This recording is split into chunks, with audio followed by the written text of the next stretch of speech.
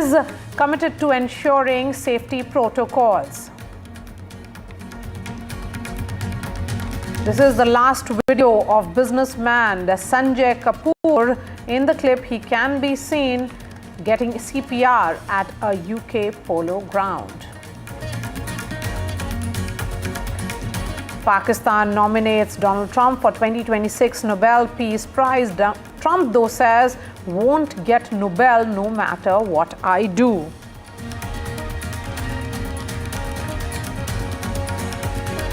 Karnataka minister versus the Ministry of External Affairs. Now Priyank Kharge gets a center's nod for his US visit. He says that this is a U-turn by the Ministry of External Affairs.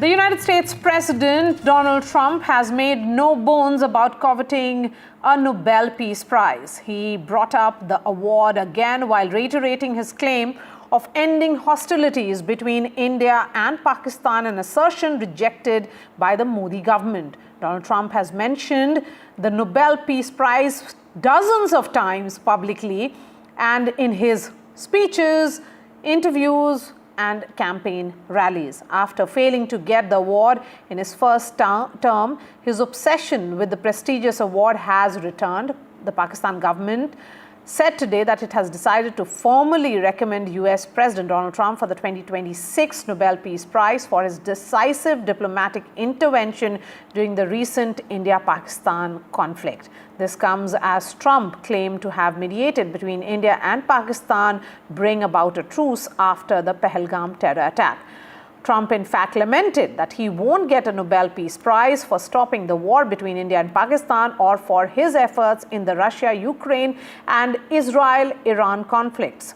But the question is, why does Trump desire the Nobel Peace Prize so strongly?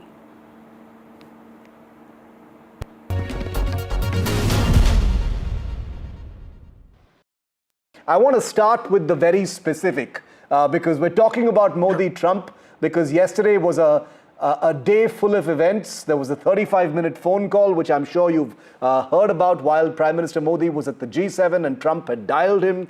Shortly thereafter, there was a lunch that the US president held for Pakistan's army chief. But I want to ask you first about that lunch for the Pakistan army chief, that came yesterday and became a huge talking point. What did that look like to you? I think it was the president's personal decision to host the lunch. I'm not quite sure there was a universal consensus within his own administration on the wisdom of doing this. But President Trump is, as we know, an eclectic personality. He fancies himself a peacemaker. He genuinely believes that during the most recent India-Pakistan crisis, his administration and he himself personally had a very important role to play in the making of the ceasefire. And so I think he saw the lunch with General Munir, Field Marshal Munir, as an opportunity to sort of build on what he believes he achieved. And the reason why I think he invited the Prime Minister was this hope, this fanciful hope, that they could all three be at a table together. They could hash out all the outstanding issues, and that he would come out at the end of it burnished in his reputation as a peacemaker.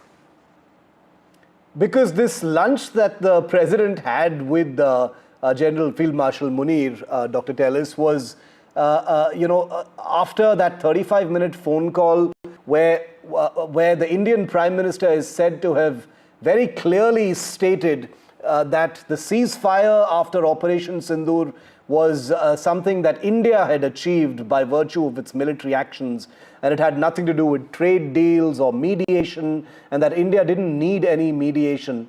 A short while thereafter, you saw Trump pretty much owning that ceasefire once again and saying, this was all me. What did you think of that? Again, brand Trump signature. This is the world of Trump. This is how he operates. I think this is in many ways vintage President Trump, Yeah. right? I think the prime minister made a very compelling argument, and I think the diplomatic record will bear that out, that a substantial element of the success of the ceasefire were the back channel conversations between the Indian government through its military officials and the Pakistani government through Pakistani military officials. The US did play a role. Certainly, I think Secretary Rubio was a very, very useful interlocutor to both sides. But for us to claim credit that this was somehow magically, our contribution, I think exaggerates our role. But you can't keep a good man down, and you can't keep President Trump from his very strongly held beliefs about his own role in the matter. So I think even though the prime minister really attempted to walk him through the sequence of events, I'm not sure it is going to have a lasting impact. So the question that I wish to ask on the show tonight, why is Donald Trump so desperate for a Nobel? And the question is, why does he desire this so strongly? Dr. Brahmachalani is strategic affairs expert. He joins me live. We also have Robert Moran. He is an author and a partner at Brunswick Group. He joins me from Washington, D.C. Mr. Moran, let me begin with you. Why is the U.S. president seeking a validation for what he claims he has done? Well, I think there's a couple of things here. I think the first thing is that the president has always been opposed to military conflict. He's spoken about this for years. It's been part of his platform, ending conflicts. And so this is something he cares deeply about. I think the second thing is, yes, he's talked about receiving the Nobel Prize or hoping to receive the Nobel Prize for a very long time. So it's clear that this is something he wants. And I think it's probably something that many presidents would want to burnish their reputation. I think that's fairly obvious. The last point I would make, though, is that I think the jury is still very much out on all of this. If you look at presidents that have received the Nobel Prize, they have historically been the key person in ending a major conflict. And so you had Theodore Roosevelt end the Russian-Japanese War, or help to end the Russian-Japanese War. And I think that's sort of the model that you would have to look at for any president to win the Nobel Prize. Yes, but I'm not too sure if any president in the past would have taken to a public platform and would have spoken about it so openly. So let me bring in Dr. Chelani here. Dr. Brahmachalani, it was a long post which he put out on Truth Social, and here is Donald Trump saying, he mentioned the prestigious award 6 times, and he says that these are the reasons why he should get the award, but he won't. Well, that's Trump at his narcissistic best. The fact is that the Nobel Peace Prize over the years has become increasingly controversial. It is more about geopolitics than about peace. This award has been given even to those who scuttled peace rather than promoted peace. For example, Henry Kissinger, who initiated the carpet bombing of Laos and Cambodia. He was one of the awardees of the Nobel Peace Prize. And President Barack Obama got it after he had been in office only for 8.5 months. But then we have other recipients of the Nobel Peace Prize, like, for example, the current interim leader of Bangladesh, Muhammad Yunus, who has presided over rampant human rights abuses since he took office last year. He is helping the Islamists radicalize Bangladeshi society. So given the controversies that have surrounded the Nobel Peace Prize, given the fact that this prize is more about geopolitics than about anything else, in that sense, President Trump would be a perfect awardee because he will live up to the tradition of the Nobel Peace Prize as being very controversial and being given to undeserving candidates. So you are saying that he is undeserving, but you also say, there's a lot of humor in it and sarcasm, Dr. Chelani, that here is Donald Trump who is claiming that he should be given the Nobel Prize. But, there are also that views. I mean, he's claiming that he stopped the India-Pakistan conflict, but India refuses to accept his role because he had none. Well, Trump, everybody knows, likes to brag, and he brags about everything. He exaggerates even everyday events. So it's not a surprise that he boasts that he played a central role in bringing about an India-Pakistan ceasefire. The issue is that the India-Pakistan problems have not ended, that India might still strike Pakistan again if Pakistan continues to cling to cross-border terrorism. So even if you take what Trump says at face value, the fact is that he hasn't brought about peace between India and Pakistan. He has only angered the Indians further through his repeated posts, his claims that he played a key role in brokering a ceasefire between India and Pakistan. But the Nobel Peace Prize is a prize that goes to anybody who actually plays no role in promoting peace. You know, if you look at, except for this year's award, this year's Nobel Peace Prize was an exception. It went to a Japanese group that works with survivors of the atomic bombings of 1945. And I think the reason why the Nobel Peace Prize Committee in Oslo gave it to this Japanese NGO is because they realize, they admit that this Peace Prize has become so controversial that it's lost its value. So this year they tried to rectify, but it's come a bit late. And it's not a surprise that Trump, for example, is publicly seeking to get this prize. Even if he does get the prize, he will live up to the traditions of this prize. As I said, it's a prize that comes with controversy. It's a prize not about peace. It's about warmongering. In fact, Trump, look at the irony of it. At a time when he's threatening to actually bomb Iran, he's already aiding the Israeli war against Iran, and he's threatening to actually bomb Iran. At that time, he is seeking the Nobel Peace Prize. It tells you a lot about the Nobel Peace Prize. Yes, so, you know, here is the US administration, Mr. Moran, which, of course, is backing the desire of its president. And they understand that there has to be a massive lobbying which has to be done. And US President's obsession, Donald Trump's obsession, perhaps begins when in 2009, within months of his presidency, Barack Obama won the Nobel Peace Prize. So is he competing with Barack?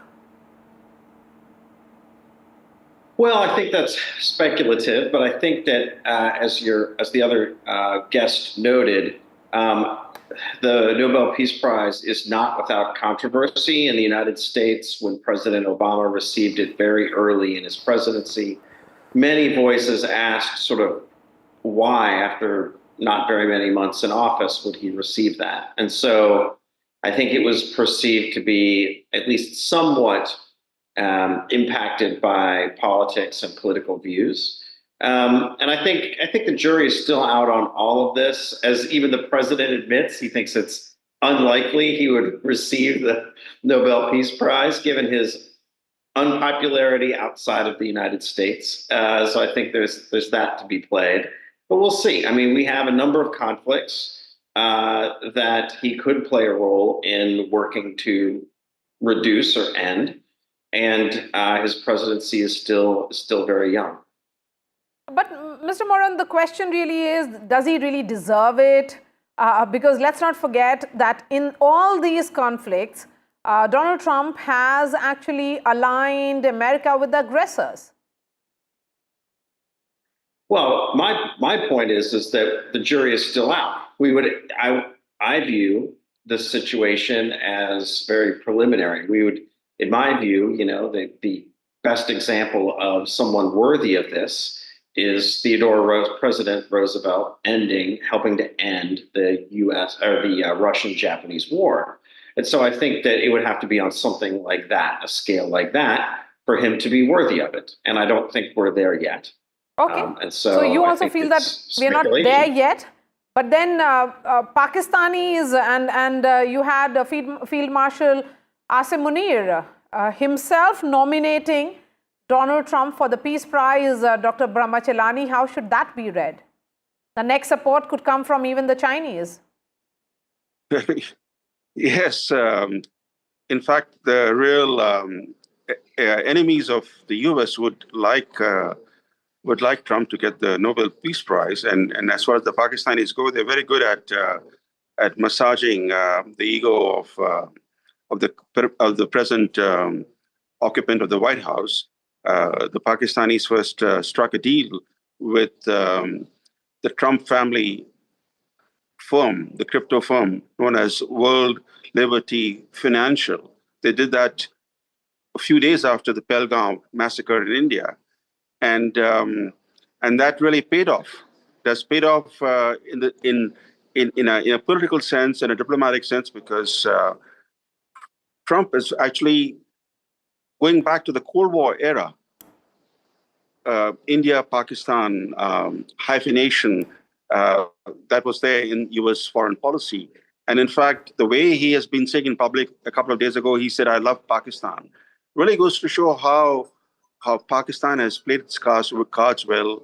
It has understood the weak spots of Trump. It has understood the way to buy favor with the Trump White House is through investments in cryptocurrency. They did all that, and now they're massaging his ego by nominating him for the Nobel Peace Prize. All right, Brahmachalani and Robert Moran, really appreciate your time. Thank you so much. Of course, but no, one moment. I want to understand from you, Mr. Moran. Do you think if the entire US administration lobbies for it, they will be able to manage it? And perhaps fulfill the desire of the president? I'm not sure how the US administration would lobby for it. I think it's also important to note, as your other guest has noted, that the U.S. involvement in trying to bring this conflict to a close was an administration effort, and largely led by Secretary of State Rubio. And so it is an administration effort, but I'm skeptical that the administration, given all of its other challenges, would be focusing on this to any great degree.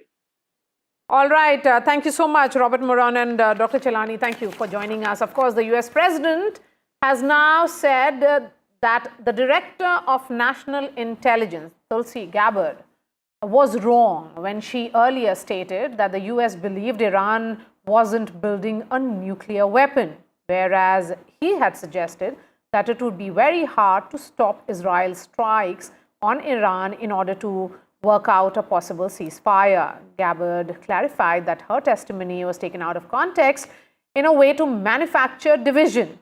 Vishal has all the details of what's really playing out between both the leaders. Iran has developed and maintains ballistic missiles, cruise missiles, and UAVs, including systems capable of striking U.S. targets and allies in the region.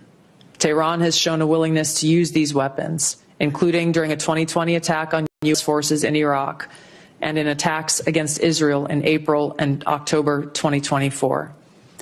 Iran's cyber operations and capabilities also present a serious threat to U.S. networks and data. The IC continues to assess that Iran is not building a nuclear weapon, and Supreme Leader Khamenei has not authorized the nuclear weapons program that he suspended in 2003. The IC continues to monitor closely if Tehran decides to reauthorize its nuclear weapons program. Well, then my intelligence community is wrong. Who in the intelligence community said that? The Director of National Intelligence, Tulsi Gabbard. She's wrong. And here's a special conversation with Israeli MP Moshe Roth. He is the member of the Security Committee. Listen in to what he told Gauri Dwivedi. I'm joined by Mr. Moshe Roth, who is the Member of Parliament in Israel. So thank you so much for joining us on NDTV. Let me start by asking you right now, in terms of the escalation, how prepared is Israel to escalate this conflict further from here on? Israel has one object, and the object is to eliminate the threat, the existential threat on Israel. The whole nuclear program of Iran has one goal only, and that is to destroy, God forbid, Israel.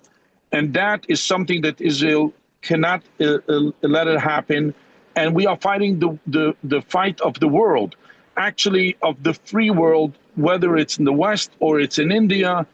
The whole free world is right now at a position where Israel is doing this job for them. We have the escalation, as you may call it, is only for one goal only, and that is to finally eliminate the threat. That is the nuclear threat, and that is the ballistic threat. These two threats are existential threats to Israel. The Iranian people are suffering under this dictatorship. We are getting constantly from Iran and from all over the world by Iranian people. We are getting encouragement, and also encouragement from other people that understand the difference between right and wrong. So there will be an escalation, and we will not finish until finally we will eliminate this threat. In terms of the hospital attack, is that a concern? How do you respond to that? The most vicious attack by the most vicious regime on the face of the earth at this time happened today. This is really, we haven't seen this kind of, since the Second World War by the Nazis, we have not seen almost, besides Hamas, we have not seen by a regime to do such a vicious attack, to send a ballistic missile on targeting at a hospital for no reason, just because it's a Jewish, it's an Israeli hospital, trying to kill Arabs and Jews and all types of people that are in the hospital, children. That is the most vicious attack because it's the most vicious regime. Iran, the regime that is controlling the Iranian people today, is the most vicious regime in the world. War escalates. How much does America back will be a key determinant of how Israel wants to take this forward. You agree? I think first of all, when you definitely the Trump administration is with us, the Congress is with us, the American people are with us. The support is in ammunition, and we're getting a lot of support in every kind of, in many ways from the United States. But the involvement of the United States up to now was not so important. It wasn't something we needed at the moment.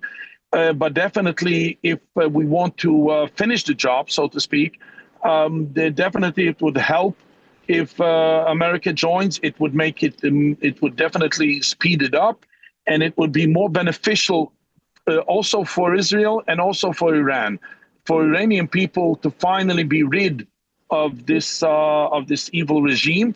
Although that is not the object of Israel, we're not interfering. We're not trying to change the regime, but I believe that the Iranian people definitely will want to eliminate this dictatorship.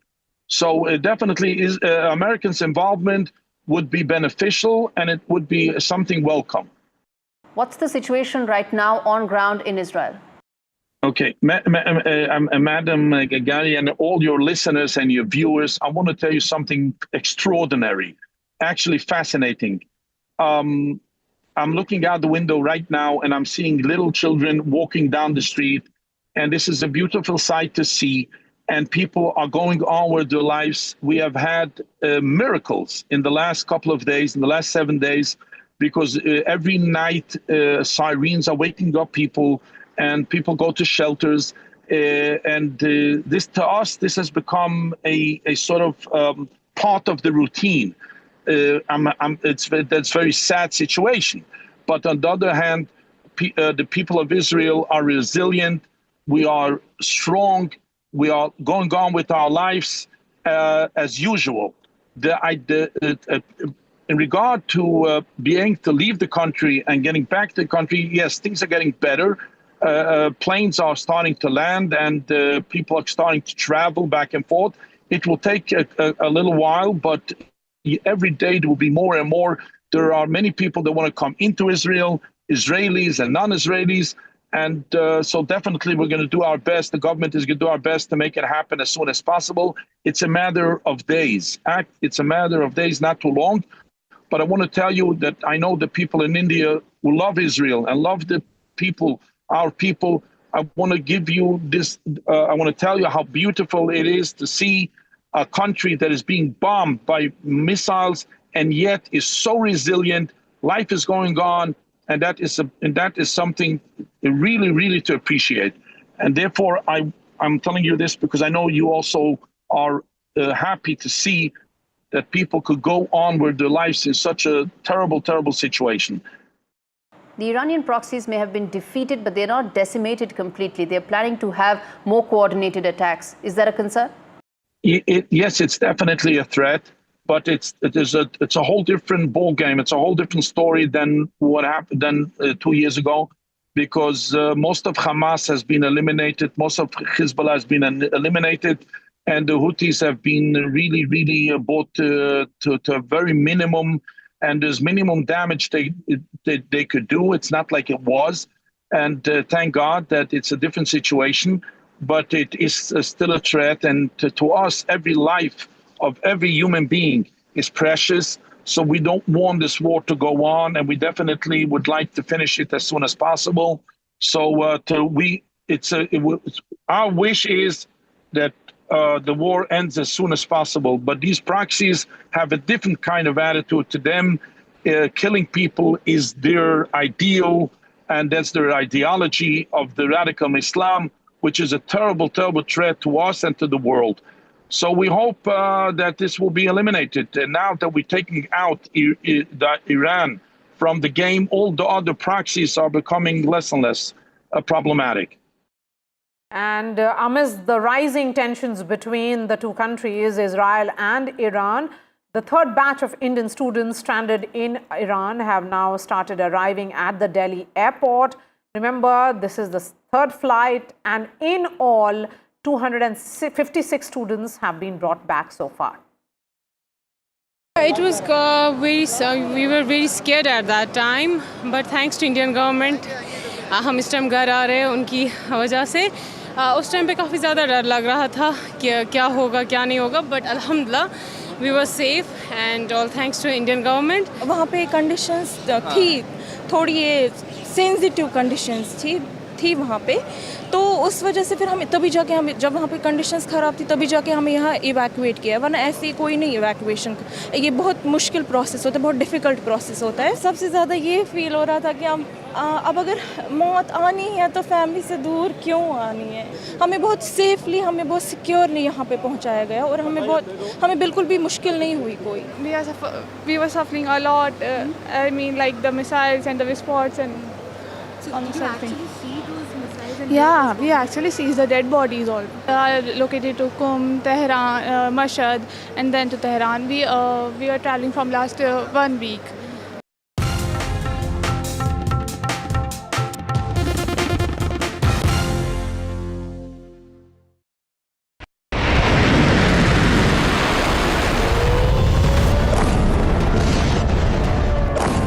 As the Israel-Iran war escalates, pushing the world to the brink, I report live from ground zero to bring you an exploding conflict firsthand.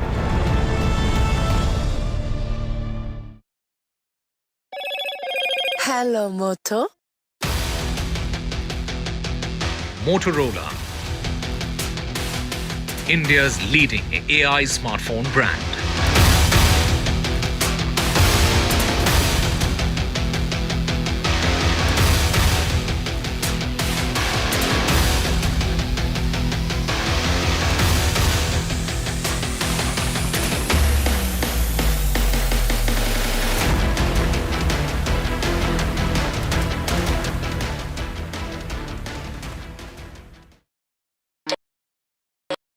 In today's interconnected world, India's voice is more crucial than ever. When India speaks, the world listens. At NDTV World, we are that voice, bringing you intelligent and insightful news from India and beyond. From geopolitics and diplomacy to economic shifts, migrations, tech disruptions, and the stories of our diaspora. We cover the news that shapes our global future. NDTV World, your new home for global news is here. तू ही तो है जिसकी सच्चाई वाली clarity की वजह से मैं आज यहाँ हूँ। गोल्ड प्लस सिल्वॉक्सी मिरर्स, ऐसी क्लैरिटी कि आपको सिर्फ सच नजर आए, चाहे कितने भी साल बीत जाएं।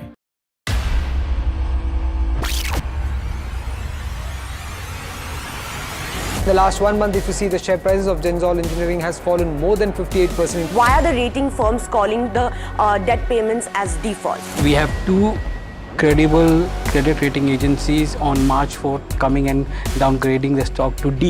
Statements are consistently being proven wrong, and transactions are being taken place which are different from what they were originally pictured to be. The company claimed it would roll out 6,400 electric vehicles. But what it has rolled out is a shocking scam. Funds meant for the project were funneled allegedly back to the promoters, the Junkie brothers. What did the money buy? Not EVs, of course, but a lavish flat in Gurgaon's luxurious DLF Carmelias.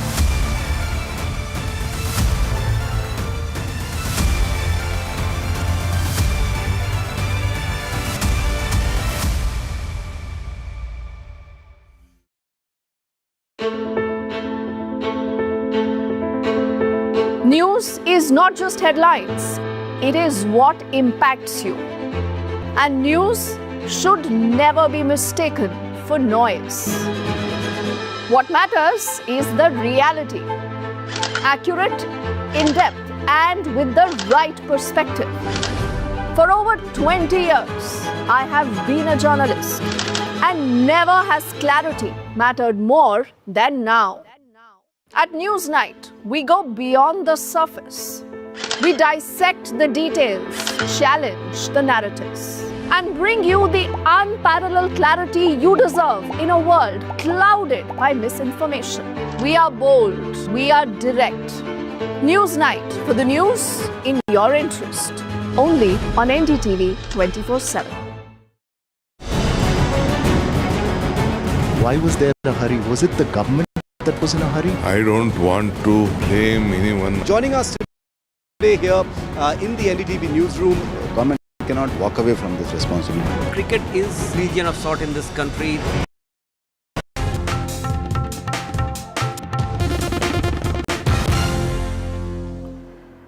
Karnataka Congress leader Priyank Kharge today received the centre's nod to travel to the United States 2 days after he wrote a letter to the External Affairs Minister Dr. S. Jaishankar seeking clarity on why the clearance for his official visit was denied.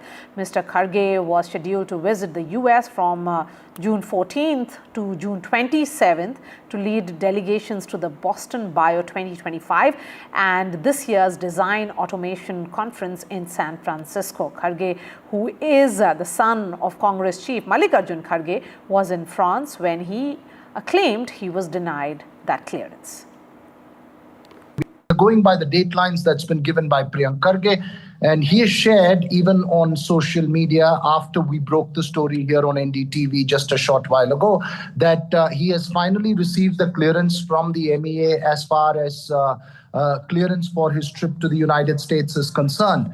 And he says that he received the clearance after he created a ruckus with a press conference and questioned the MEA on why the clearance was initially denied. Remember, this was clearance for attending as head of a delegation two major conferences in the United States. One is the Boston Bio 2025, another conference in San Francisco, which is very important for the state's interests in terms of promoting its image and business in countries where it's closely linked with. Because remember, the Bangalore ecosystem and the Karnataka ecosystem largely very closely tied to the global ecosystem in terms of investments on biotechnology, startups, technology, etc. So Priyank Kharge claims that, and now has demanded on social media clarity from MEA on why his initial request was denied and then why it was revoked again. But for the moment, it's clear that as soon as he had held the press conference and back from India a couple of days ago, MEA had sent a message saying it is revoking the earlier order, denying him clearance to travel to the United States. Why the initial denial? Why the later revocation? These are all details that we don't have as yet. And as I mentioned, all of this from Priyank Kharge's side of the story, we have no official word from the MEA on what transpired. A 15-year-old girl in Andhra Pradesh was repeatedly raped by 14 men over 2 years and has now been admitted to the hospital after she was found to be pregnant. District Superintendent of Police V. Ratna has told NDTV that the girl, who was first sexually assaulted when she was in class 8, was attending school through the abuse till 2 months ago when she was studying in class 10th. Here's some more details from Uma Sudhir. So this shocking case of repeated sexual abuse of a minor girl has come in from Sri Satya Sai district in Andhra Pradesh, which is bordering Karnataka. The mother had come about 2.5 years ago after the death of the father to this village, and she is a single mother who is looking after this child, and the child was in class 8 when someone had shot a photograph of hers and then started blackmailing her. A classmate started sexually exploiting her, and he introduced her to other people, or rather he brought in other people who also used this blackmail technique in order to sexually exploit her. Videos were taken and then she was threatened, beaten up in order to exploit her sexually, and repeatedly this was happening for 2 years. Now the girl became pregnant, and what is also very shocking is that the child was coming to her school till the month of April. She would have been about 7 months pregnant, but no one noticed that she was pregnant. No ASHA worker, no one, not even the school principal, and she had stopped coming to school at some point. Even that was not noticed by the school authorities, and therefore the district SP V. Ratna has said that they are going to look into these kind of systemic issues as well, because there are meant to be mechanisms to protect, to allow such children to be able to tell the world what kind of exploitation they are being subjected to, and that has not happened in this case. She belongs to the SC caste, and therefore cases under SC/ST Atrocities Act, POCSO Act, gang rape, as well as IT Act have now been booked against the accused. 14 of them for straightaway the sexual exploitation, 3 of them for harboring the accused, and one of those accused of rape is a minor boy. The Central Bureau of Investigation has filed a case against Tata Consulting Engineering and a number of these companies, along with others, on charges of criminal conspiracy, fraud and misconduct by public servants. In fact, in 2022, the CBI had registered a PE, which is a preliminary inquiry against former JNPT officials. The allegations involved collusion with private firms to inflate project valuations, curb competition, and extend undue advantages to certain international bidders. Here's a quick wrap-up from Anushka.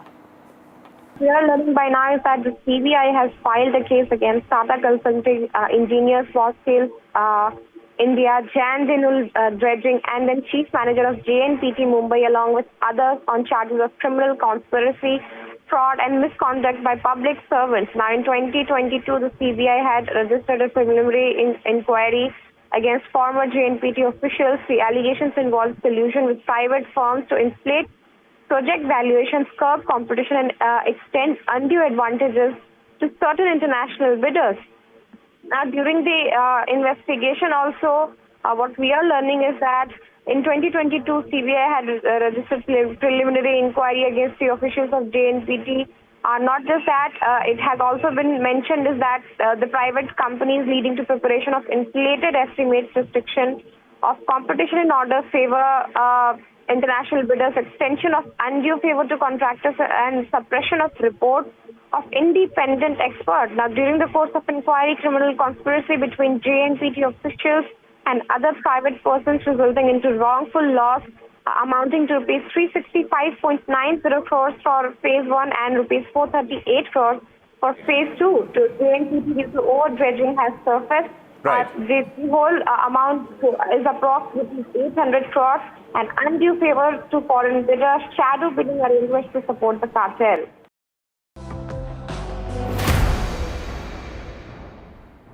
And getting the latest in the murder probe, which involves Sonam Raghuvanshi. In fact, a Shillong court has sent Sonam and her partner Raj to 13 days of judicial custody.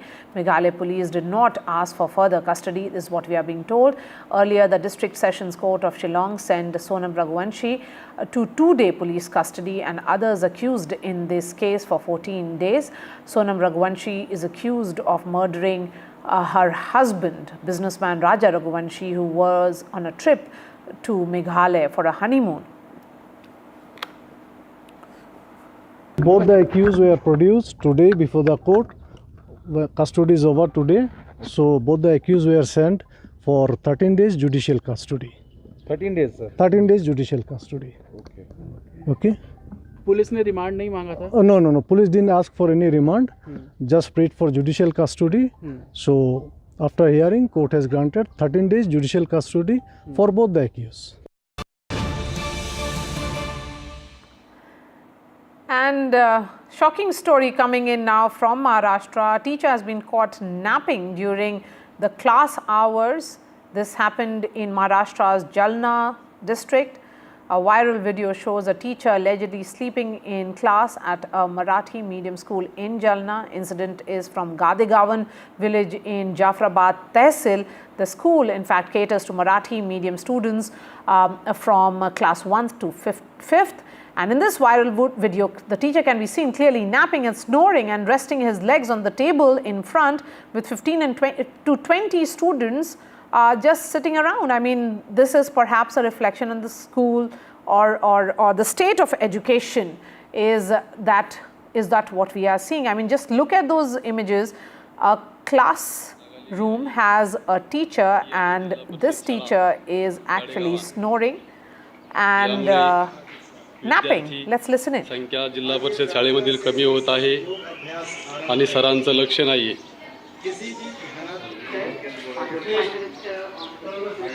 हे बघा, अशी अवस्था आहे गाडेगावातील शाळेची. बघा, केव्हापासून झोपलेले sir?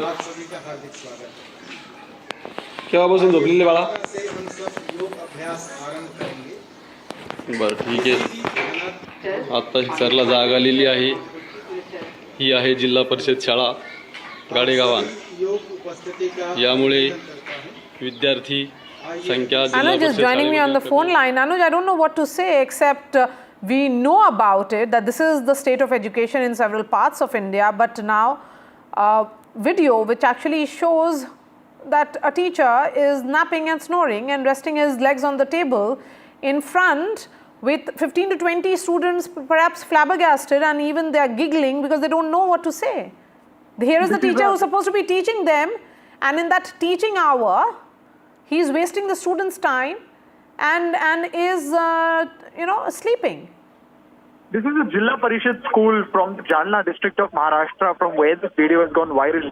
The teacher that we see in the video is D.K. Munde. And, as of course, many would not be able to understand what was said in that video. In that video, we can see that the person who's taking the video has asked the students how long the teacher has been sleeping for. And one of the students, with a bit of hesitation, says that the teacher has been sleeping for as long as half an hour. But what has happened after this is that an official complaint was made to the education officer, Satish Shinde, who is the zonal education officer there, who has promised to take this ahead.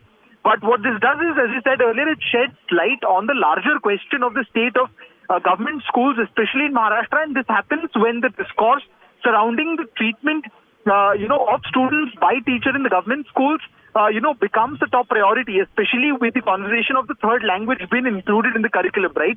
One of the major decisions surrounding that is that the state of teachers and the quality of teachers needs to be improved rather than a third language being introduced, is what the opposition says. Now, of course, this is expected to be one of those pointers, adding up to the narratives about the poor quality of teachers, especially in the government schools in deeper parts of the state in Maharashtra. But any action likely, Anuj? Or maybe he'll be just reprimanded and told that, stop snoring, get back to work. From what we know is that Satish Shinde, that is the regional education officer, had given a statement saying that he will take this up to the higher ups. So we are completely unsure as of yet on what exactly is the nature of action that will be taken. But considering the virality of the video, one can expect some sort of suspension, at least for time being. But the parents of the students from that class have already voiced out their opinions, saying that this is the one occasion when the video went viral, but there would be several such occasions when there would be no one to take the video. So what exactly is happening in Seoul is out of their understanding. Right, Anuj. Appreciate your time. Shifting focus now to another story. Canada's hypocrisy over Khalistan has been exposed once again after Canada admitted that Khalistani elements have been using Canadian soil to foment violence against India. The Canadian police have now identified the main suspect in the 1985 Kanishka bombing case. However, Canada refuses to disclose his identity, claiming due to its respective privacy law. In another statement, they have stated that the suspect died while facing charges.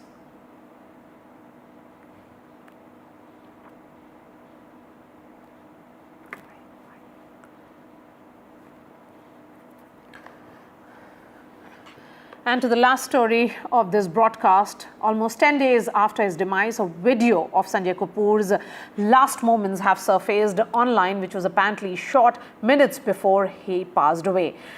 The video featured a medical team trying to revive Sanjay on the polo ground. The video was captioned as "Last Rescue Video of Sanjay Kapoor," who was Karishma Kapoor's former husband. He passed away on June 12, 2025. And the news of Sanjay's sudden demise came as a jolt as it was reported that he had suffered a fatal heart attack while playing a polo game in the UK.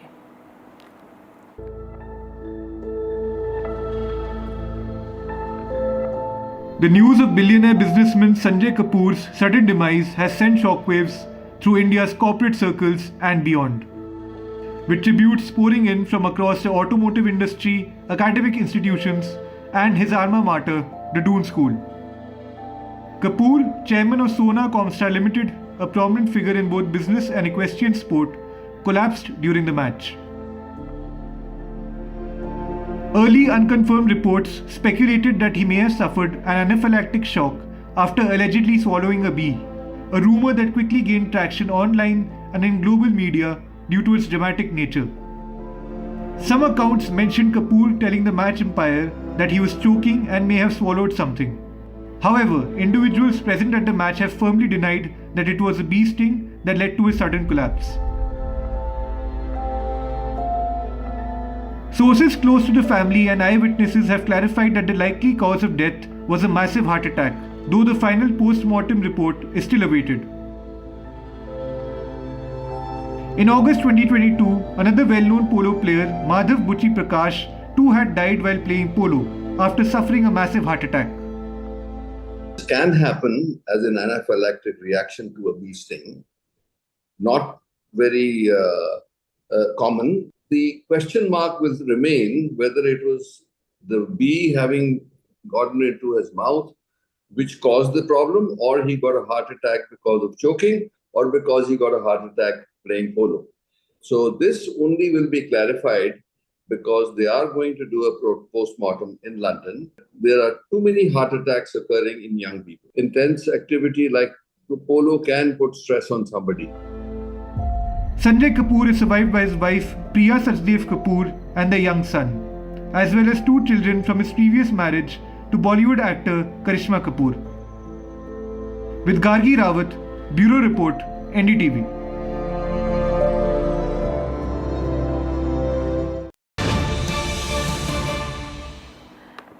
And there has been a hot air balloon horror in Brazil. A hot air balloon, in fact, catches fire mid-air. At least 8 people have been killed following this accident when a hot air balloon in Brazil, the southern region of Santa Catarina, actually caught fire. Just look at those visuals. Vishal is joining us. Vishal, the balloon then deflates and falls to the ground. Yeah, these are some horrific visuals, Maria, just coming in via various news media and social media. So the initial reports are suggesting that at least 8 people have died after this hot air balloon with an estimated 22 people on board crashed in Brazil's southern state of Santa Catarina. So this is what the state governor has said just a few moments ago. This news broke just a few moments ago, and the video is all over social media of this hot air balloon plummeting to the ground. There seems to be one person falling, with the hot air balloon, and there are some reports that suggest that at least 2 people have survived this horrific incident. So these are some initial minutes of the reports coming in, so we'll have more details as we go along. But so far, it's been confirmed that at least 8 people have died in this tragic incident. And is this part of Brazil known for this kind of adventurism? That will have to be seen, Maria. But Southern America, Latin America, these places are generally known for many of these hot air balloon festivals. People flock to these places from all across the world. So that whether or not this is part of a hot air balloon festival or not, that has to be seen. This could also be a one-off tourist, destination trip that could have been going on. So that will have to be seen, because in the visuals you can see only one hot air balloon, but when there are festivals going on, you can see multiple hot air balloons. So that will have to be investigated. So far, we can just confirm that 8 people have died in this tragic incident. Okay, so 8 people have lost their lives, and are they all from one family? And when you say that 2 people may have survived, what do we know about those survivors? Have they been admitted in the hospital? Well, these are still early reports, as I suggested, Maria. So the details are still quite, trickling in, and they're still quite scant at the moment. We'll have to gather more details, but an estimated 22 people were on board that hot air balloon that you can see on the screens falling to the ground, plummeting to the ground. 8 people have died, and it seems like a very horrific incident, because it's on fire as it plummets to the ground. The visuals showcase that. And how the 2 people survived, that will have to be seen. What is the status of their injuries, how grievously they are injured or not, that will also have to be seen. So that is what the latest reports are suggesting from the Brazilian media.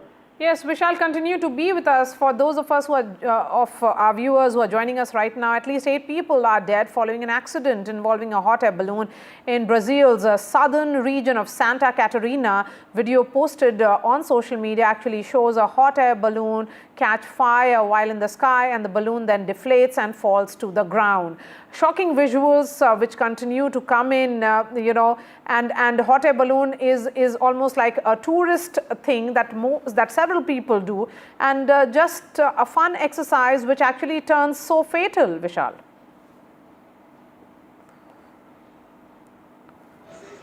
All right, I'm leaving you with these visuals. We are slipping into a short break.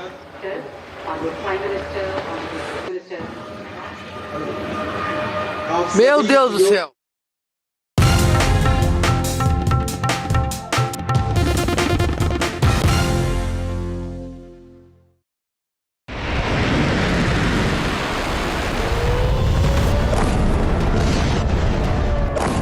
As the Israel-Iran war escalates,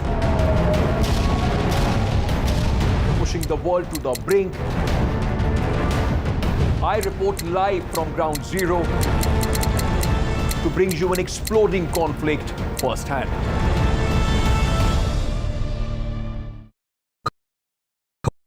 That's huge! That is a biggie! It's out! Gold Plus Clear Glass. Far ho ya near, sab kuch dikhe clear. How often have you turned away from debates that descend into endless fights? We bring you a show where every question is answered, where every debate finds its resolution, where every story finds its conclusion, where opinions collide but facts prevail, where stories unfold with insights and trust. When the noise ends, the last word begins.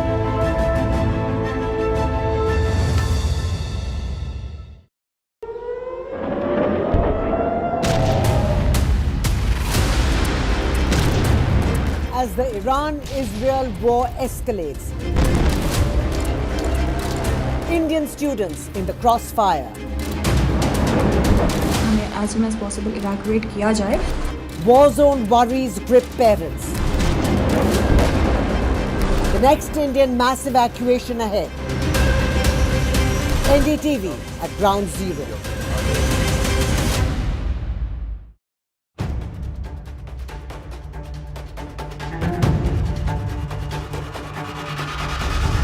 If it matters to you, if it matters to you, if it matters to you,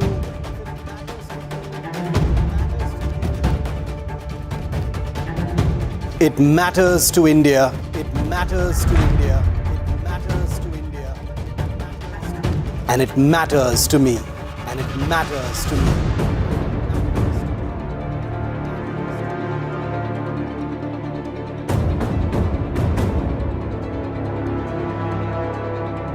India Matters with Shivaru, only on NDTV 24/7. Is your business future ready? Join the 13-week strategic ESG certification program for business sustainability and growth for CXO and business leaders by NDTV, Terry and Zenora. Master global ESG frameworks, gain real-world tools, and lead with impact. Starts July 13th. Enroll now and power your business with sustainability. Do you really know the company you invest in? What is the real picture behind presentations and claims? Is the outlook as rosy as the company claims? Know Your Company, powered by NDTV Profit Research, shines a light on the biggest stock market movers.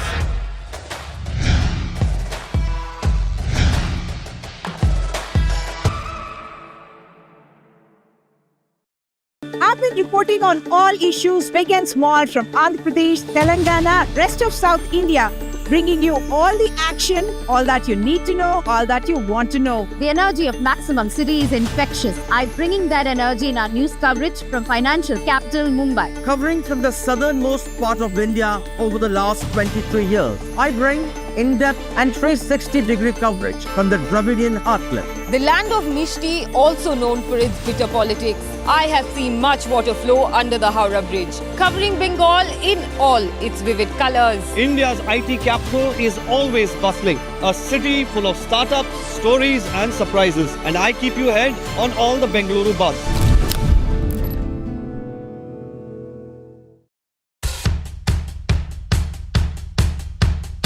The markets move fast. And so should your portfolio. Expert insights, real-time stock picks. Do I buy Ola? Should I hold CDSL for the long term? Buy, sell or hold. The answers you need, straight from the experts. Callers from India and across the world. Connect live, ask, decide and invest wisely. Your portfolio, your future. Ask Profit.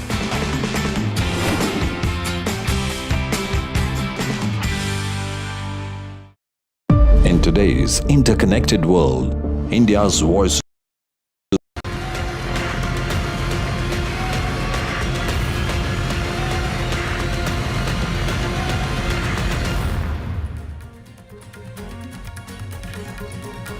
Israel strikes Isfahan nuclear site again. IDF says 50 jets bombed Iranian targets. Another flight from Iran lands in New Delhi. Indians evacuated from Iran. 256 students brought back so far.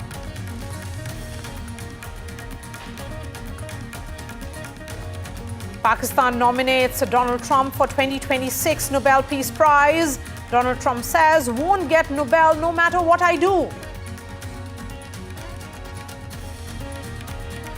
Israel strikes Iranian commanders dead. Saeed Izadi is killed in Qom. Behnam Shahriari killed in strike.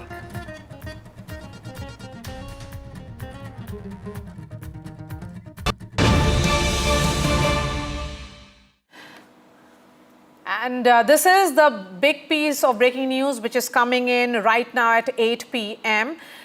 This is with regards to F-35 which is stranded in India. A week later, the British rescue crew has now arrived in Kerala. Remember, NDTV has been extensively covering this F-35 which has been stranded in Kerala. Now what we can tell our viewers is that British Navy crew from UK has arrived in Trivandrum with spare parts to inspect F-35. This is going to be a 30-plus crew which is set to come shortly, and they are working out their travel details. UK crew will take a call on whether to move the aircraft to hangar or not after the inspection. And there is a new crew which has also come from Singapore to the Trivandrum airport. Shivarur, who has been tracking the story and all its aspects and entry points very, very closely, will be joining me shortly. But the message which is coming in, what exactly is this F-35 and why has it been stranded so far for so many days now? The British Navy crew from UK will arrive in Trivandrum with spare parts to inspect the F-35.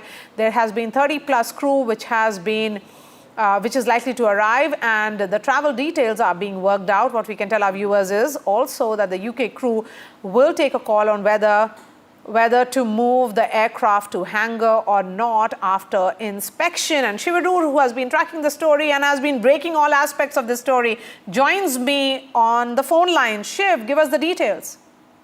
Maria, this is a big news break that we're bringing to our viewers here on NDTV. Today happens to be 1 week since this advanced Royal Navy F-35 stealth fighter was stranded after an emergency landing last Saturday around this time in Thiruvananthapuram, Kerala. And now we're hearing that a 30-man crew from the Royal Navy and the British military, arriving reportedly from Singapore, it's already landed apparently, will be taking a crack at fixing the aircraft. Now, at least 2 teams from the Royal Navy have so far tried and failed, to get the aircraft into the air again. Apparently, there are serious problems with the hydraulic system, possibly some kind of engine issue as well, as a result of which they've not been able to move the aircraft away. The Royal Navy also declined an offer from Air India, in fact, which we broke yesterday, Maria, to move the aircraft into a hangar. There are some sensitivities over proprietary technology, etc., as a result of which apparently the British government wants the aircraft to be out in the open as much as possible, even though the British media has completely blanked out the story. But this 30-man crew apparently arriving from Singapore will take a crack at it. And if they fail to get the aircraft serviceable again, even though they are apparently coming with spare parts and repair equipment, it is possible that they will either be able to fly the aircraft back to its aircraft carrier or to another base, or maybe even have to use a large transport aircraft to ferry the aircraft to a place where it can be serviced and maintained and made flyworthy again. But basically, this is the biggest effort 1 week later to repair and fix the aircraft to send it back home. Shiv, I want to understand from you, I mean, we are looking at the visuals of the stranded fighter jet. This is the Thiruvananthapuram International Airport, and it has been at parked there since June 14. The question is, why has no efforts been made so far? And it had made an emergency landing due to low fuel, after which, of course, the Indian Air Force had provided all required support, including refueling. But there seems to be a problem, and UK is realizing only now. Well, the thing is, the low fuel was the immediate reason why the emergency landing was necessary in Thiruvananthapuram while the aircraft was trying to land on the ship out at sea. But clearly, in the days following that landing, it has become clear that low fuel was the least of the aircraft's problems because it is simply unable to get back into the air despite at least 2 attempts so far from the ship itself. Crews have arrived on helicopters twice so far, Maria, to try and repair the aircraft. But given that the F-35 is an aircraft that the Indian Air Force and India does not operate, we obviously don't have the necessary spare parts and repair equipment to fix the aircraft and get it flyworthy again. And that's one of the reasons why such a large group are coming. And this is, like I said, the third attempt to fix and repair whatever is wrong with the aircraft, and that's keeping it on the ground. It should also be noted that the F-35 is an advanced stealth fighter, and therefore the equipment required and the spare parts required to fix it are very, very specialized. They're not standard parts that you would normally get even in a military base. And that's the reason why perhaps it is taking so long. But it is definitely unusual that the aircraft continues to sit out there in the open with sensitivities over even shifting it into a hangar at this time. Maybe this time it'll be third time lucky. All right, Shiv, thank you so much for joining us.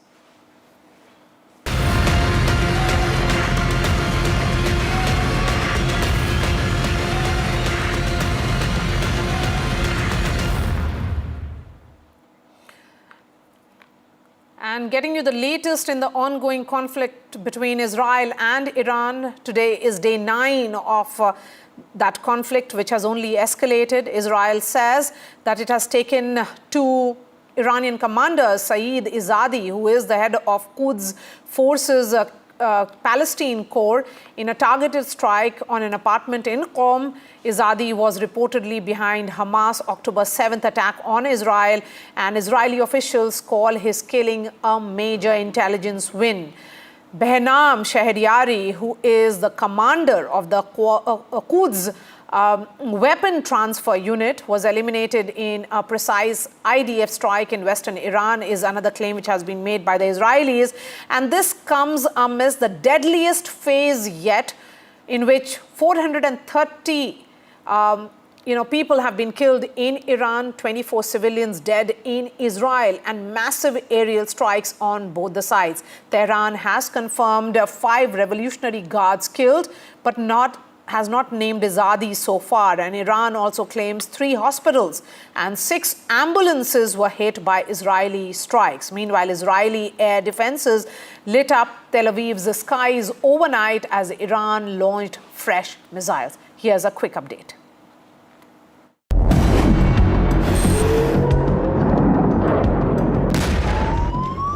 Israel has claimed responsibility for the targeted killing of 2 top Iranian commanders as hostilities between the 2 regional powers escalated sharply. Israeli Defense Minister announced that Saeed Izzadi, the head of the IRGC's Quds Force Palestine Corps, was killed in a precision strike on an apartment in Qom. Behnam Shahryari, commander of the Quds Forces Weapons Transfer Unit in the IRGC, was eliminated in a precise IDF strike in western Iran. Katz called the killing a major achievement for Israeli intelligence, accusing Izzadi of financing and arming Hamas ahead of the 7th of October 2023 assault. The Iranian Revolutionary Guards confirmed 5 of its members died in Israeli attacks, but did not mention Izzadi. Meanwhile, Iranian media quoted a 16-year-old was killed in the Qom strike and accused Israel of targeting the Isfahan nuclear facility. Officials have said there was no radioactive leakage. The Israeli military has said that it has launched fresh airstrikes on missile sites within Iran, hours after warning of a new missile barrage from Tehran. Explosions lit up the skies over Tel Aviv as air defense systems intercepted incoming missiles. Iran's close aide to the supreme leader, Ali Shamkhani, confirmed he survived an Israeli attack. Meanwhile, Iran named 15 of its air defense personnel killed in recent days. In Israel, 24 civilians have died. Amidst the violence, diplomatic efforts remain stalled. Iran has said that it will not negotiate under Israeli aggression. Still, Foreign Minister Abbas Araghchi traveled to Geneva for talks with European officials. Iran is ready to consider diplomacy once again, and once aggression is stopped and the aggressor is held accountable for the crimes committed. In this regard, I made it crystal clear that Iran's defense capabilities are not negotiable. As long as it takes. That's the answer. As long as it takes, because we face an existential danger, a dual existential danger. One from 20,000 such rockets, 20,000, not one. This is one rocket, one missile. And the other is, of course, atomic bombs in the hands of this mad regime. At the UN, Israel vowed to continue its campaign until Iran's nuclear threat is dismantled. Iran in turn called for immediate Security Council action. Russia and China have demanded de-escalation. As diplomacy falters and military actions mount, the region remains on a knife's edge. With Rhythm Arcadia, Bureau Report, NDTV.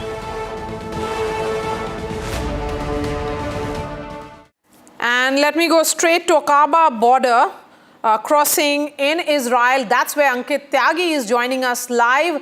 Ankit, what do you see around you? Well, Maria, let me first tell you it's been a very long journey from India to reach Israel. As you remember, all the airports are shut. Through Jordan, we have made our way, and it's a very tedious process. The security situation in Israel is very, very, on high alert at this moment, and it took us many hours to try and go through the Aqaba crossing. I'm right now just 5 kilometers from that crossing because we are not allowed to shoot the border, near the border. And we are in Eilat. This is a small town here in Israel, and we are trying to make our way to Tel Aviv. Now, let me very quickly tell you what we have gathered so far. A new spate, a new wave of missiles from both sides. In fact, the Israeli Defense Forces have said that there were certain drones, about 40 of those which were launched by Iran, which have been shot down by the air defenses of Israel.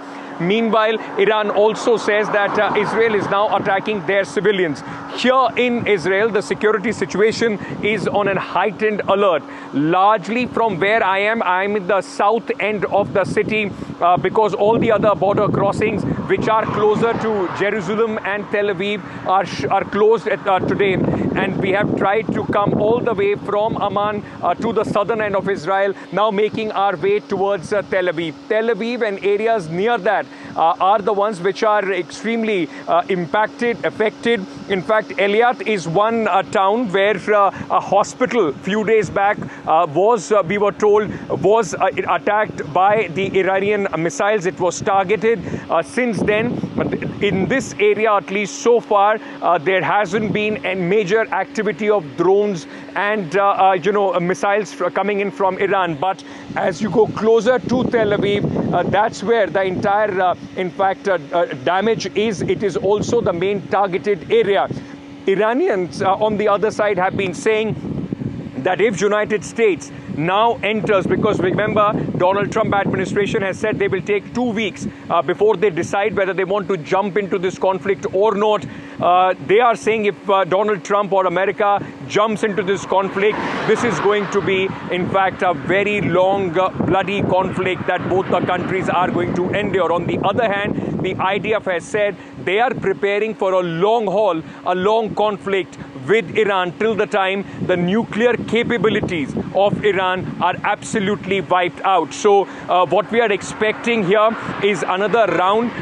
There have been, in fact, instructions given to us as soon as we cross the border to be wary of the siren. As soon as that, is sounded off, you have to leave your car, run off the highway, and, there are shelters. I will show you where I'm standing. This is a bus station, and what you see, this one is going inside a shelter, and these are the kind of shelters which are there constructed all across on the highways in Israel. So if the siren is sounded off, I will have to make my way inside one of these shelters to be till the time the siren it does not go completely is sounded off. So this is a tricky situation at this moment as NDTV now on the ground reporting from the heart of this conflict, which has this pitched battle between Iran and Israel has in fact put the entire world on tenterhooks, and we are right in the heart of this conflict, trying to get our viewers the latest updates here on NDTV. Ankit, before I let you go, a word also on the fact that Israel has carried out second wave of airstrikes, and it has gone ahead and targeted Iran's Isfahan nuclear facility. And that happened shortly after Tehran launched a volley of 5 ballistic missiles towards central Israel overnight. And this looks like a war which could be a prolonged war. When of course, you have just crossed over and entered Tel Aviv. When you were entering and crossing the Aqaba border, what was the sense among the people, that they are prepared for a long haul? One thing that you get when you enter Israel, that the population here is more or less mentally prepared for these kind of actions because of, many years of training and the mindset that people have here. There is full support when it comes to Iran from the general population. While we were, coming in, talking to them, most of the people saying that, you be safe and look for the warning signs. But largely, I did not see any resistance to this whole idea of trying to wipe out. People do believe that Iran was closer to, in fact, making a nuclear bomb, and that is why all these strikes by the Israeli army and the Israeli defense forces are justified. So that's the sense as far as people are concerned. Like you said, a volley of 5 missiles from Iran, but remember, it's a spiraling impact. Iran accuses Israel of starting this by attacking their civilian nuclear facility, is what they claim. On the other hand, Israel says that for their own safety and for the safety of this entire region, these were preventive strikes that they took on Iran's nuclear facilities. Like you mentioned, Isfahan, one of the largest nuclear facility as far as Iran is concerned, though Iranians say that there hasn't been much damage to the actual structure of the nuclear facility, but Israel has made their attempt, their idea, their resolve very, very clear. They will not stop till the time they wipe out Iran's nuclear capability, nuclear uranium enriching capacity of Iran. On the other hand, Iranians have also dug in, and they are, in fact, trying to, responding to every attack that comes from Israel. So it's a viral, it's a spiral, a vortex that both these countries now find themselves in. Till the time there is international pressure or some sort of mediation, it only seems things are going to escalate from here, Maria. Ankit Tyagi, really appreciate your time. Ankit there, entering the war zone. Ankit, wear your helmet and stay protected and stay safe. We will keep coming to you through the next few days. So thank you so much for joining us. Iran's Foreign Minister Abbas Araghchi has said that Tehran is open to restarting negotiation on its nuclear program, but not while Iranians are being bombarded. Araghchi warned that any US involvement in the conflict between Israel and Iran would be very, very dangerous, and accused Washington of being complicit in the violence since it started. While he offered no evidence of direct US strikes, he insisted that diplomacy could work only if the attacks stop. This comes as US President Donald Trump delayed a decision on whether to strike Iran, demanding it should abandon uranium enrichment. Listen in to what US President Donald Trump said and what the Iranian foreign minister's response had been. Mr. President, the Iranian foreign minister this afternoon said if the U.S. is serious about negotiations, that you would call up Israel and request that they stop their airstrikes. Will you make that request? Well, I think it's very hard to make that request right now. If somebody's winning, it's a little bit harder to do than if somebody's losing. But we're ready, willing, and able, and we've been speaking to Iran, and we'll see what happens. Just a time to see whether or not people come to their senses. Unfortunately, we have heard that the U.S. may join this aggression. That would be very unfortunate, and I think that would be very, very dangerous for everybody. And joining us now is Dr. Kamran Bukhari, who is the Senior Director at the New Lines Institute for Strategy and Policy in Washington. We are also being joined by James Bowden, who is a Middle East expert. Mr. Bowden, how do you look at the situation on day 9? It appears to be only escalating. Right now, actually, it seems like we're in something of a conflict plateau. There doesn't seem to be much indication that there's been an expansion. There might be. There has been some information that some B-2 Spirit bombers are being moved into the region. These could be being positioned in the Western Pacific, but they could be flown into the Middle East. So the strikes that we have seen have been pretty steady. We've watched actually a decline in the number of missiles that Iran has been able to fire. I think the only significant event that we have seen is an attack that looks like it took place at Simnan, which is one of Iran's key missile production facilities and possibly even launch sites. And where do you think the nuke talks are headed between the US and Iran? I really don't see them going anywhere. At the end of this, there's really not going to be a program to negotiate about. And that's why I continue to scratch my head every time I see stories about nuclear talks proceeding, even after this conflict, because Israel is damaging not maybe entire sites, but the percentages of these individual sites that they are knocking out appears to greatly retard any type of program that they might be able to conjure up. And I would say that negotiations would not be a relevant issue maybe for a year or two after this conflict. All right, Dr. Bukhari, how does US involvement and Donald Trump's potential decision to take military action, because he has spoken about a deadline, 2 weeks, he has said, raise concerns among the Iran, in Iran and also its proxies, which feel that there has been an American involvement now, because they could become a subject of American target? Thank you, Maria. I think James is right. The Israeli strikes are continuously degrading these facilities.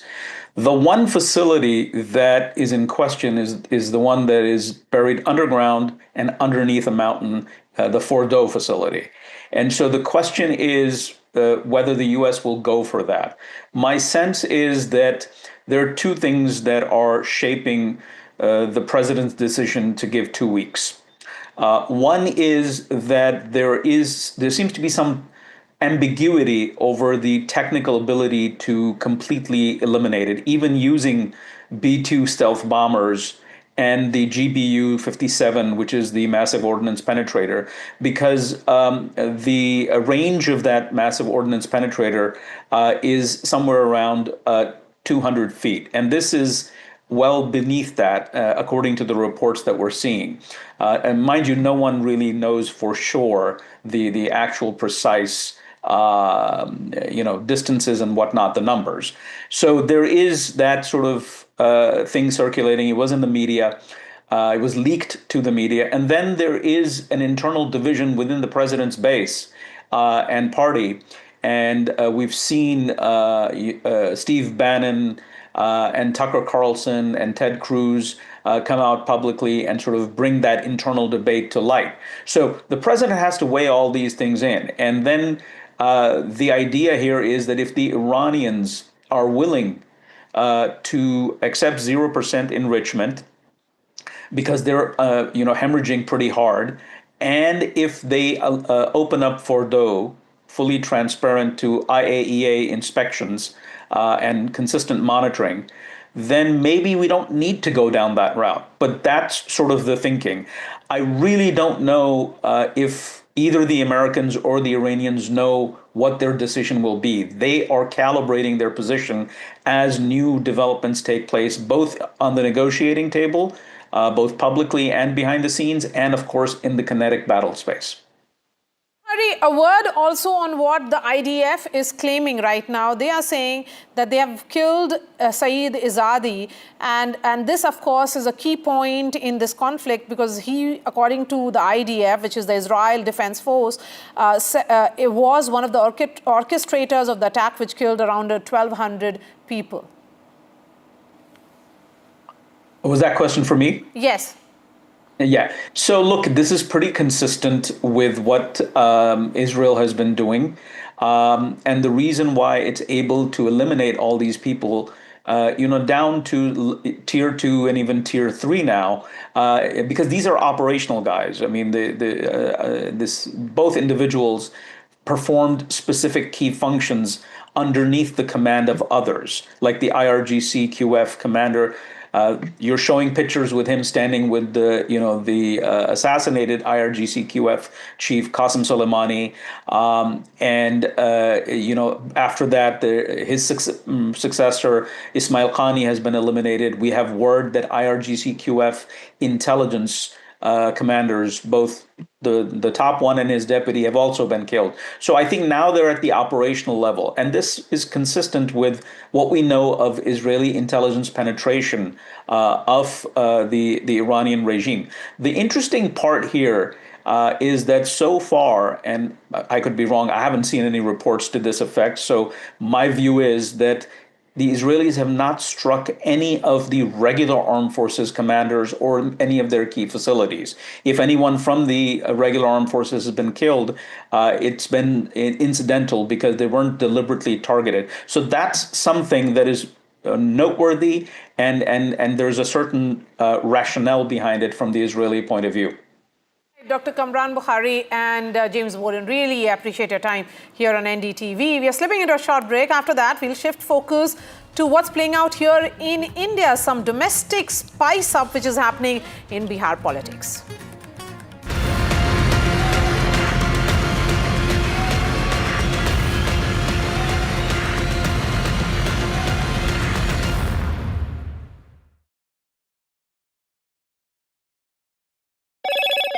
Hello, Moto. Motorola, India's leading AI smartphone brand.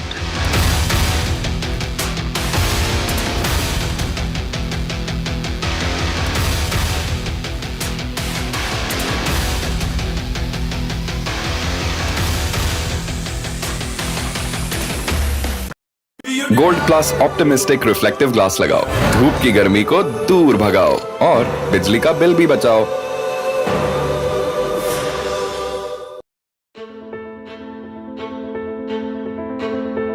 News is not just headlines, it is what impacts you.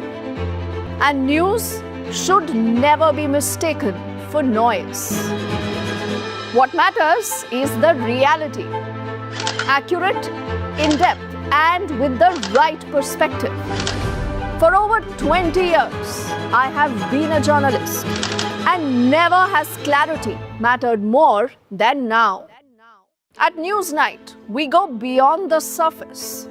We dissect the details, challenge the narratives, and bring you the unparalleled clarity you deserve in a world clouded by misinformation. We are bold, we are direct. Newsnight, for the news in your interest. Only on NDTV 24/7. Why was there a hurry? Was it the government that was in a hurry? I don't want to blame anyone. Joining us today here in the NDTV newsroom, government cannot walk away from this responsibility. Cricket is region of sort in this country. Would you like to comment on what happened? What is the condition of the injured at this point? How many people died? What exactly happened? You have lost your daughter.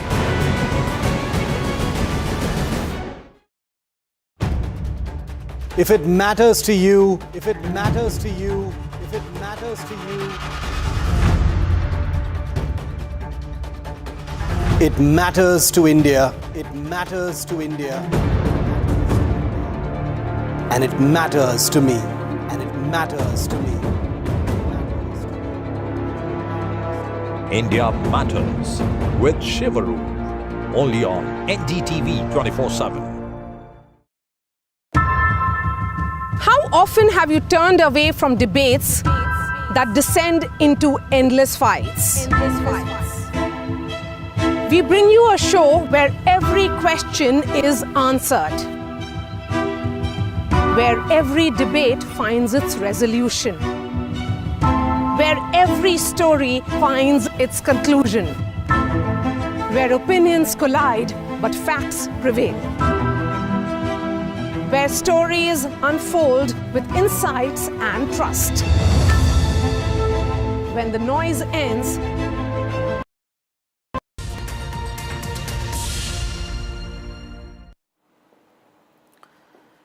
On June 20th, the Prime Minister visited Siwan and laid the foundation stone for several projects worth nearly 10 crore. Prime Minister Modi's visit to Bihar, this time, that was yesterday, was his fourth visit ahead of the upcoming elections, which will take place between October and November. During his visit, he slammed the RJD and the Congress, saying that the alliance was only concerned with the family, while the NDA, which is of the JDU, the BJP and other smaller parties, LJP and others, prioritizes Sabka Saath and Sabka Vikas. He also slammed Lalu Yadav for a picture which in fact showed that B.R. Ambedkar was being placed at the former Bihar Chief Minister's feet. Of course, this triggered responses from both Lalu and Tejaswi, with Lalu saying that it was raining jumlas in Bihar, while Tejaswi Yadav blasted the Prime Minister for using public funds for personal program. With elections approaching closer in Bihar, let's take a look at the winning chances of the NDA and the Mahagathbandhan. So far, both have not decided their seat sharing arrangement. So no formula which has been worked out so far. So let's take a look at what are the factors which will be at play in these elections. Right here on this wall, and I'll ask the producer to put that up right here. You can see it. The question is, will Nitish Kumar and Prime Minister Modi's joint magic work? The question is, will Nitish actually take center stage during the campaigning, or will it be Prime Minister Modi-led campaign in Bihar?